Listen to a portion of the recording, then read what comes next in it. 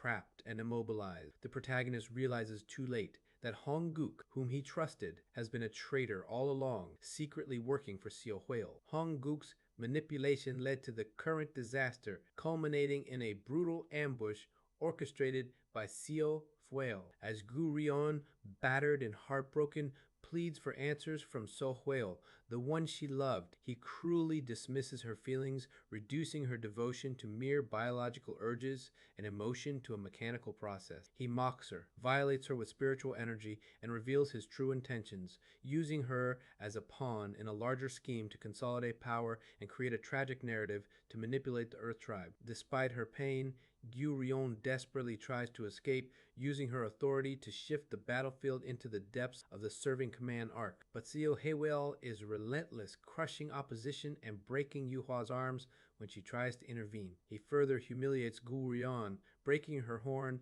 and laughing off the ancient vast cold oath she thought would bind their fates together. As Gu Rion, devastated and betrayed, attempts to flee deeper into darkness, So Huil shatters her demon core, and she drags the protagonist and Yuhua with her through a spatial rift. Back in the ruined farm, Xiao Huil rewards Hong-guk for his betrayal by offering him the chance to become a heavenly fiend, only for the blood-yin creature to consume him, erasing his existence. Baek Nyong, watching this atrocity, pleads for mercy for his people, but Xiao Huil merely relishes the night of betrayals, satisfied with his own cunning and cruelty. Meanwhile, the protagonist awakens in the lower realm, broken and disoriented, only to find Gu Rion in her true, colossal form, her mind shattered, repeating Xiao Huil's name until she dies. Yet from her corpse, a blood-soaked mass births a weakened, mortal-like Gu Rion, consumed by grief and vowing vengeance. Her anguished cry for revenge against Xiao Huil echoes through the storm,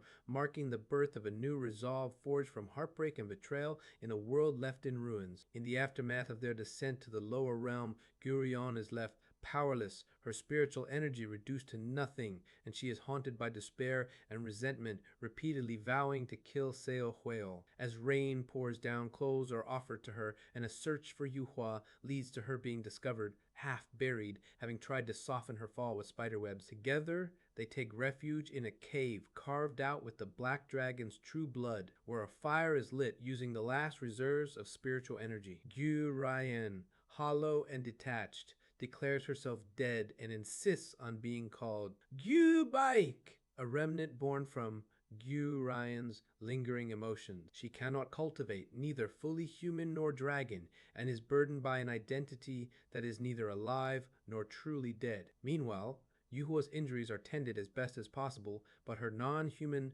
physiology complicates things, forcing reliance on her own vitality. Days pass as everyone recovers. Using formations to draw energy from the land, cultivation is quickly restored up to the core formation stage, and soon Hua awakens. She questions which lower realm they've fallen into, and a flight high into the sky confirms they are in the astral realm, a vast universe with stars and a round Earth, raising the hope that Earth itself might exist somewhere out there. When this is reported back, Yuhua is ecstatic. The astral realm allows limited communication with the supreme leader of the Heart Tribe's highest council, potentially opening a path for rescue. Gu Baek, however, grows more gloomy, bitterly noting that Gu Rion was deceived by Heart Tribe spies and reflecting on her own existence. Yet, as conversation continues, Gu Baek's spirit seems to lift, if only slightly, through the engagement. Discussions turn to the higher powers, the esteemed ones of various realms, their current search for something at the edge of the astral realm, and the unique confinement of the Blood-Yin realm's heavenly fiend. Gu Baek, despite her despondence, participates in the conversation,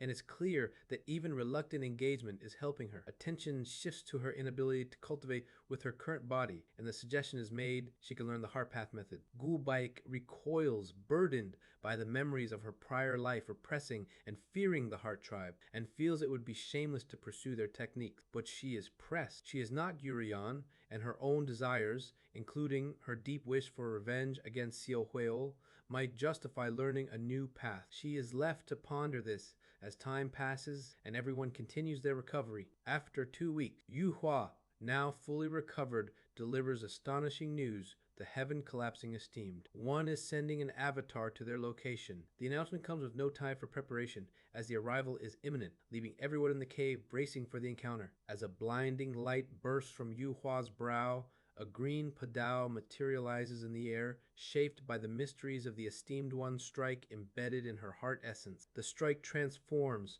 revealing hidden connections to profound paths and martial enlightenment, until it fully forms the small but formidable avatar of the heaven, collapsing esteemed. Jang Ik, his presence commands instant respect from everyone present, and even a glance from him feels dangerously sharp. He quickly sizes up each person, recognizing the fusion of heaven, earth, and heart tribe methods within the narrator, and makes it clear that only the purity of one's heart essence will spare them from his wrath. Yuhua, Gyu Baik, and the narrator are called to explain their circumstances. The narrator recounts their journey, including their struggles with Seo Hawel and the betrayals and pain that led them here. Gyu Baik, as a remnant of Gyu Dion, shares her own story, haunted by resentment and loss. Jang Ik listens intently, then judges each of them. Yu Hua and the narrator are found worthy of his help due to their clear resolve and hearts, while Gyubek is rejected for lacking identity and purpose. Jang Ik offers 3 possible forms of assistance, creating a spatial rift to return home, training them to unlock their potential, or contacting the Heart Tribe for rescue. The narrator and Yu Hua both choose to receive his training, hoping to become strong enough to confront future threats. Pleased by their resolve, Jang Ik begins preparations for their training, and, after a brief exchange, Jubek reluctantly agrees to watch, her interest barely concealed. The group journeys to a barren wasteland suitable for the intense training to come. As they prepare, the narrator asks why Jang Ik, a Heart Tribe esteemed one, would help someone not technically of the Heart Tribe. Jang Ik answers simply, the narrator is already part of the Heart Tribe through spirit and resolve. He also reveals that Gubaik has the potential to achieve manifestation, but stresses that potential exists in all being. What matters is the will to realize it. Jang Ik shifts the conversation to the core of martial pursuit, challenging the narrator to define his fighting spirit. After brief contemplation, the narrator recognizes it as martial arts, the sum of his experience and enlightenment. Jang Ik affirms that anyone, regardless of background or talent, can achieve greatness through their chosen path, whether martial arts or music or otherwise. He declares this is why he offers his help, not only because of potential, but because understanding the true meaning of one's path is the key to real strength. With these truths laid bare, Jang Ik calls for the training to commence. The air grows tense, the threat of his podeos palpable. Yuhua readies her instrument, the narrator his sword, and their clash with Jang Ik's overwhelming fighting spirit begins as the wasteland becomes their arena for growth and survival. The battle begins with the resonant strings of Yu Hua's zither, crimson rivers flooding the field and demonic mists swirling as the sunset envelops everything. While Yu Hua's music assaults Jang Ik, the latter leaps to avoid it, grasping his podeos and launching a deadly assault. The protagonist dodges a flying padao, realizing Jang Ik manipulates his weapons not through ordinary sword control, but by weaving near invisible ki strands, allowing him to control the padaos with uncanny precision. Jang Ik rotates his padaos in an intricate dance, drawing in spiritual energy from the surroundings, and the air crackles with power. Realizing the impending threat, both the protagonist and Yu Hua intensify their attack. The protagonist sees a fleeting gap in Jang Ik's defense, yet instinct screams, it's a trap. Nevertheless, he charges in, only to be caught by the web of chi strands and forced to desperately cut through them to escape a lethal blow. The battlefield is now a labyrinth of barely visible chi threads, each one capable of binding or slicing, manipulated with a mastery that leaves no room for error. Each attempt to attack is met with overwhelming defense. Jang Ik's podaos and chi strands shift seamlessly between offense and defense, delivering precise, devastating strikes. When Yu Hua pours her sunset river over the field, Jang Ik unleashes a storm with his podaos, sweeping away her attack and devastating the environment with a fraction of his power. The protagonist realizes that the devastation wrought far exceeds the energy Jang Ik seems to expend, suspecting a deeper principle at work. Upon closer examination, he recognizes that Jang Ik's ki strands are not just conduits for energy, but externalized meridians, spiritual veins that breathe in and channel the world's energy, vastly multiplying his strength. This realization echoes techniques glimpsed from Kim Young-hoon, but Jang Ik's control is even more profound, making the entire battlefield an extension of his own body. The domain of chi strands grows, the malevolence intensifies, and the possibility of victory diminishes as Jang Ik's power continues to rise with every breath. The protagonist and Yu Hua, communicating wordlessly, resolve to end it in a single, desperate assault. Their ultimate technique, severing mountain and illusory heaven, crash toward Jang Ik, who at last reveals the true depth of his power with the manifestation of his fighting spirit. In a flurry of blinding technique and intent, Zhang Yik's padaos cut through both ultimate attacks, and the protagonist finds himself cleanly split in half, spared only by Zhang Yik's mercy. Yu Hua is battered and thrown aside, and the protagonist, hollow with defeat, finally understands the lesson. Zhang Yik's mastery is not merely in overwhelming power, but in the art of using the least to achieve the most, born from the need of the weak to challenge the strong. The very technique, fighting spirit, is forged from the struggle of the oppressed against the mighty, the intent to defy injustice and resist domination. Zhang Yik affirms that all beings, at some point, must stand as the weak, and thus possess the potential for manifestation. As the dust settles, Zhang Ik asks again, "What is martial arts?" The question now lingers in the protagonist's mind, heavy with the weight of the lesson learned in utter defeat. After being sliced in half and barely regaining consciousness, the protagonist reflects on the meaning of martial arts and life, realizing that escaping regression is only one part of a greater journey filled with gratitude and the desire to live each moment fully. Accepting that there's no immediate answer to these existential questions, rest and recovery take precedence. Upon waking in a cave tended by Gubek and Wu Hua, a deep conversation unfolds with Gubek, who grapples with her contradictory feelings of love and hate for Seo Huel. She confesses her torment over inheriting both Gurion's vendetta and love, ultimately realizing that what matters most is whether Seo Huel will even acknowledge her feeling. Encouraged to face her truth, she resolves to master the Harpath method and seek a proper answer from Seo Huel directly. The protagonist begins instructing Gubek in martial arts tailored to her unique existence as a fragment of Gurion, specifically teaching her the dragon form soaring claw, a technique modeled after the true movements of a golden dragon. Guyubek's progress is extraordinary, fueled by her determination to confront Seo Huel, and over a decade she achieves mastery at the level of 3 flowers, gather at the summit, her prowess a testament to the strength inherited from Guyuyon. Meanwhile, the protagonist regains his full nascent soul stage cultivation and prepares for eventual ascension, knowing there is only a limited window before the appearance of the true immortal of the golden divine, heavenly Thunder Sect. He is determined to train further under the heaven, collapsing esteemed one, recognizing lingering deficiencies and aiming to surpass his current realm before ascending with Yu Hua and Gubek. As decades pass, time accelerates toward the critical moment. In the 70th year of regression, the group arrives at a wild swamp teeming with demon beasts, and when a powerful monkey demon emerges to challenge them, Gubek steps forward, displaying her newly honed power as 9 spheres of her consciousness rotate and merge into her domain, signaling the next stage of their journey. After 50 years of arduous training, Gubek finally pushes the limits of her martial arts, guided by both the narrator and Zhang Yik. Despite reaching the threshold of entering heavens, she ultimately fails to fully cross over. Her consciousness becomes unstable, manifesting as collapsing chains and ropes. In a decisive battle, she unleashes her evolved dragon form, Soaring Claw, overpowering the monkey demon who rules the territory. Before receiving further instruction from Zhang Yik, the group secures the help of the monkeys to complete the final formation, and the preparations for ascension are finished. They visit the wasteland where Gurion's massive corpse lies, its dignity still intact even after decades, though the horns have been stolen by Seo Huel. Gubek's feelings are conflicted as she stares at the remains of her origin, while Zhang Yik and the narrator discuss her unique but flawed breakthrough. Gubek's entering heavens is revealed to be an incomplete technique, fueled by her obsession with the vast cold. Beautiful agreement and only effective in relation to Seo Huel. Zhang Yik laments that her heart essence is too chaotic, her power tied to her unresolved longing, making her progress peculiar and unreliable. Curious, the narrator questions Zhang Yik about the true nature of the Heart Tribe's realms and the greater cultivation stages. Zhang Yik outlines the divisions, revealing the progression from manifestation to the mysterious 3 steps before the throne, but admits ignorance about the true immortal stage. When asked about the ongoing expedition of the Middle Realm's esteemed ones,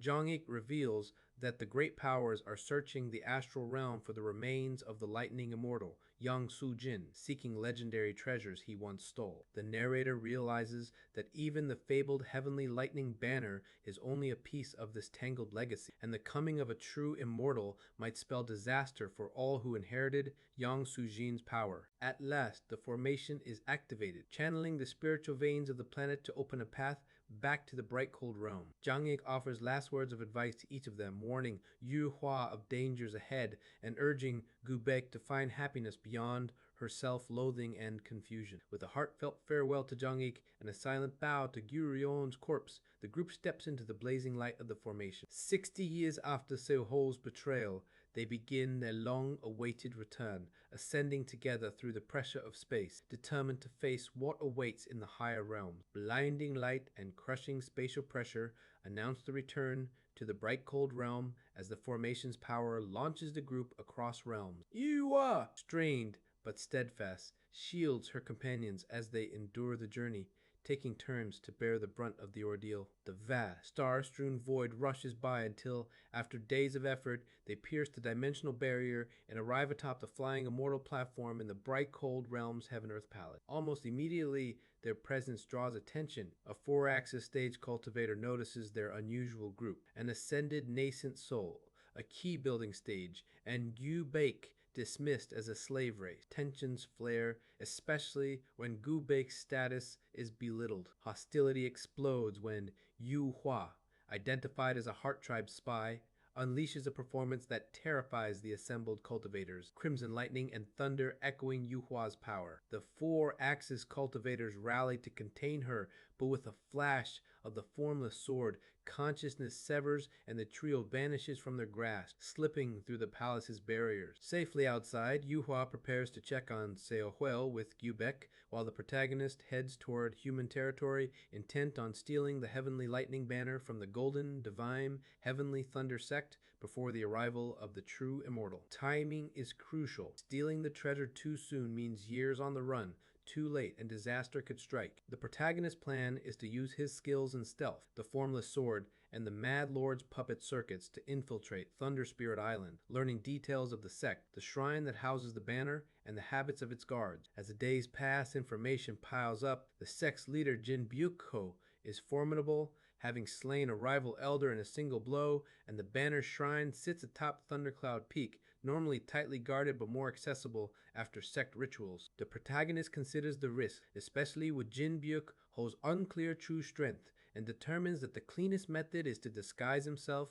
as a sect disciple, slip inside, and steal the banner before vanishing. Weeks of observation follow, during which the protagonist unexpectedly spots John Myung-hoon, once his companion, now living happily with a woman, a stark contrast to the broken figure he will become if events repeat. Realizing the disaster that could befall not only Jeo Myung-hoon but all of Thunder Spirit Island, the protagonist resolves to intervene. He watches Jo Myung-hoon closely, preparing to kidnap him and borrow his identity for the upcoming theft, hoping to forge a new path that avoids tragedy for everyone involved. Kidnapping Jo Myung-hoon proves to be almost laughably easy, as his strength is only at the core formation stage and nowhere near the formidable reputation he will have in the near future. Using the mysterious, bizarre goo technique, John Myung-hoon's consciousness is infiltrated and controlled, turning him into a puppet for the next few days. The goal is clear. Use Jeon Myung-hoon to infiltrate the Golden Divine Heavenly Thunder Sect and steal the Heavenly Lightning Banner from Thundercloud Peak. After taking control,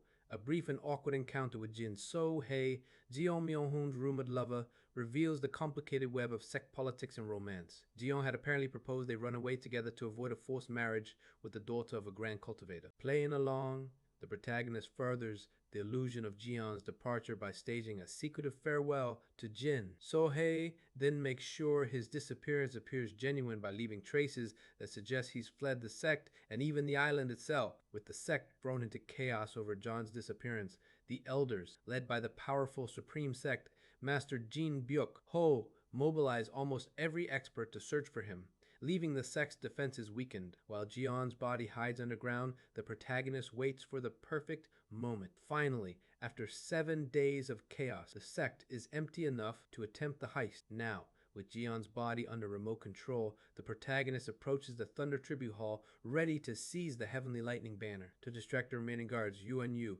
now a formidable, nascent soul stage being, is unleashed, creating a bloody spectacle at the sect's front. With the main forces still gone and chaos erupting, the protagonist prepares to claim the Heavenly Lightning Banner, setting the stage for a dramatic escape and a long-awaited blow against Seo Hewell. The plan is in motion, the bait set, and the sect on the brink of disaster as the protagonist moves forward with determination. As chaos erupts at the Golden Divine Heavenly Thunder sect, 5 powerful elders, the 5-door Immortal Masters, confront Yuan Yu after he brazenly attacks their sect. They unleash their thunderous spells and Dharma treasures, only to find themselves locked in a fierce battle with Yuan Yu, who deftly counters with his own arsenal of Blood Mist, Ghost Kings, and an array of deadly artifacts. Despite their coordinated efforts and overwhelming attacks, Yuan Yu proves almost impossible to put down, reviving each time they kill him by drawing on the blood mist and the life force of his enemies. The sect's gate is breached by swarms of mass-produced puppets, further throwing the sect into disarray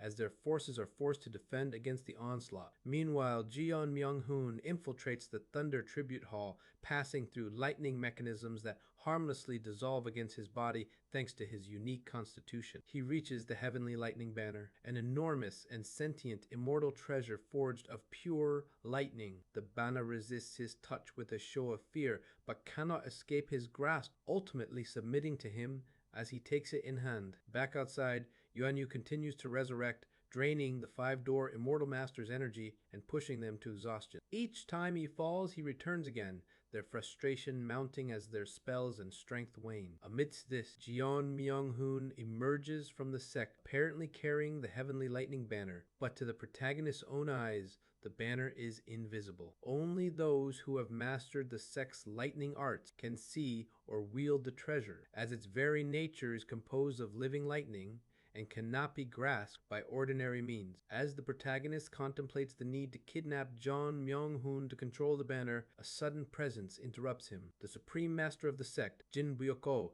appears in a flash of lightning, immediately reclaiming the Heavenly Lightning Banner and confronting the protagonist about his motives and actions. With Jin Byuk-ho's overwhelming power on display and the immortal treasure returned to its rightful master, the protagonist realizes that his plan has failed and he faces a formidable new threat. As the confrontation with Jin Byuk-ho intensifies, Jin seizes Jeon Myung-hoon and destroys the mysterious bizarre goo, causing sharp pain to reverberate through the protagonist's consciousness. Jin, wielding the Heavenly Lightning Banner, unleashes a barrage of lightning strikes so powerful that the very land is torn open and spatial rifts appear, making escape seem impossible. Despite a desperate attempt to evade using advanced movement techniques and the power of the Black Dragon's true blood, the protagonist is relentlessly pursued, battered by bolts of lightning that far exceed the usual tribulation for his level. Cornered, a strange new sense awakens, an almost telepathic connection to the Heavenly Lightning Banner, which silently pleads to be saved from the descendants of the Golden Deity. Realizing this is the only path to survival, the protagonist communicates with the banner, learning its true name, Zhengli. With a sudden surge of inspiration and timing, he invokes the name, grabs the banner right from Jin Byuk-ho's grasp, and flees toward Heavenly Human Island, despite suffering severe backlash from the effort. As Jin chases furiously, the Heavenly Lightning Banner, now free, quietly requests to have its name called aloud out of loneliness. Trusting the intent, the protagonist calls out Zhengli's name while activating the teleportation array to escape. But instead of safety, disaster strikes. The teleportation array fails, the flow of spiritual energy and the world's laws twist wildly, and both are racked with pain as lightning engulfs the entire island. Banner, deeply grateful, reveals that speaking its name aloud has echoed its fate across the 3,000 worlds, allowing its true master to find it. The sky splits open, and a colossal eye, the gaze of a true immortal, descends upon the island, heralding an overwhelming new threat and leaving the protagonist in deep regret for having uttered the forbidden name.